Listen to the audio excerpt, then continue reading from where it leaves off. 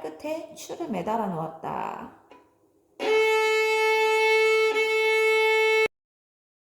안녕하세요. 선마을 음악쌤입니다.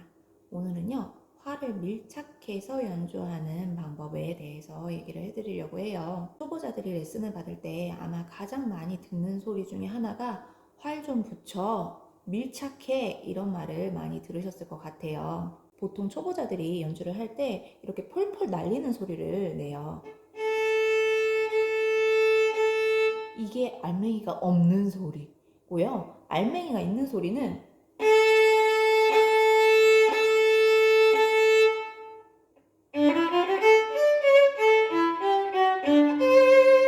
이게 아니라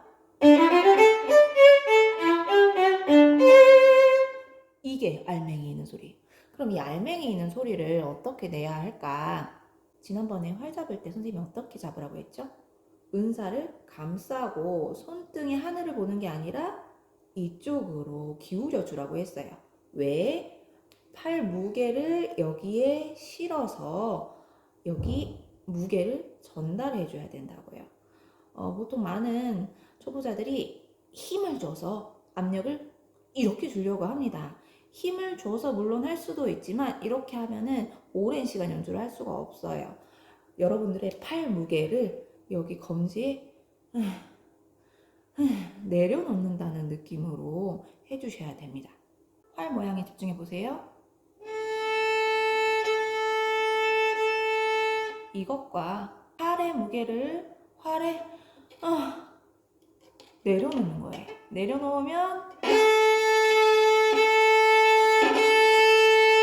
이렇게 알맹이 있는 소리가 납니다.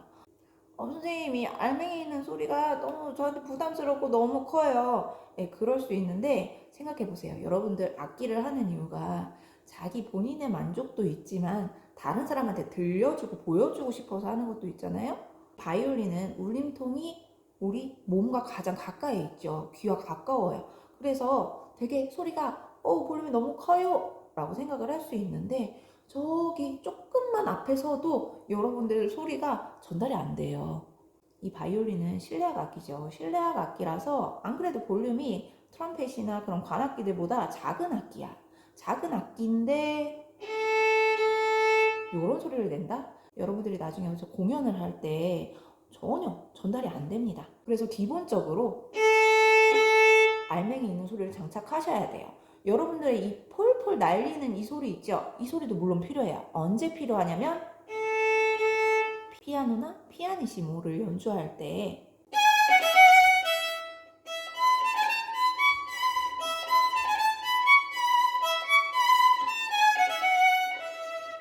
이렇게 포르테와 피아노에 대비를 줄 때, 피아노나 피아니시모를 연주할 때 여러분들의 이 폴폴 날리는 소리가 필요해요.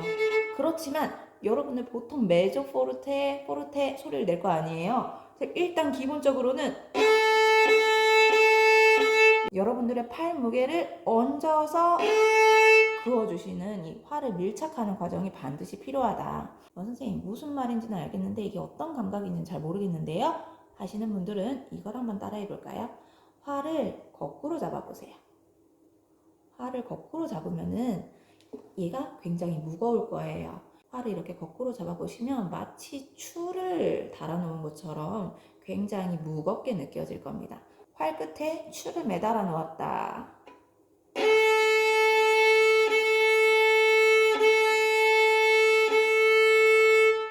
어떤 소리인지 알겠죠? 이렇게 착 밀착한 소리. 활과 줄이 마치 어떻게 연주가 되어야 되냐면은 여러분들 때 밀어보셨어요? 한국에서는 목욕탕 가끔 가가지고 때를 이태리 타올 그걸로 밀잖아요. 네, 어떻게 착 하고 빡빡 밀잖아요. 이 느낌으로 활을 착 밀착해서 문대는 거예요. 바이올린은 찰현 악기라고 합니다. 마찰을 이용한 현악기예요. 착 붙여서 긋는 이 쫀득쫀득한 알맹이 있는 소리를 꼭 장착하셔야 된다. 연습 방법 첫 번째, 활 이렇게 잡고 팔 무게를 실어서 내려놓는다. 두 번째, 활을 거꾸로 잡아본다. 이 활을 거꾸로 잡으면은 이 추가 끝에 매달려 있는 느낌이 드는데 그 무게감을 한번 느껴보시는 거예요. 그래서 활을 쭉쭉 밀착하는 연습을 꼭 한번 해보도록 하세요. 수고하셨어요.